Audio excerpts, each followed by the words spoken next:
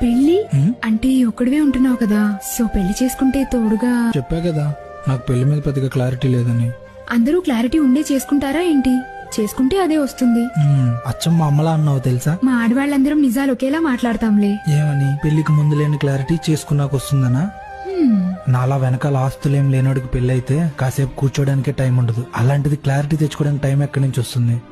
నాలంటోడి జీవితంలో మనుషులు నిలబడాలంటే డబ్బు ఉండాలి, బాగా ఆస్తులు ఉండాలి. ఇదిగో ఇలాంటి ఇల్లు కాకుండా కొంచెం పెద్ద ఇల్లు ఉండాలి. అవన్నీ సంపాదించగలననే నమ్మకం నాకుంది. కానీ అవన్నీ లేకుండానే ముందుగానే నా జీవితంలోకి ఒక అమ్మాయిని తెచ్చేసుకుని కంఫర్ట్ ఇవ్వకుండా కష్టాలను ఇస్తూ రోజు నా నమ్మకాన్ని నమ్మమని మోటివేషన్ ఇస్తూ ప్రశాంతంగా ఉండగలనా? నాకైతే నమ్మకం లేదు. నాకున్న దాంట్లో సర్దుకుపోమ్మని నా జీవితంలో ఒక మనిషిని తెచ్చుకొని ఆ మనిషిని ఇబ్బంది పెట్టలేను.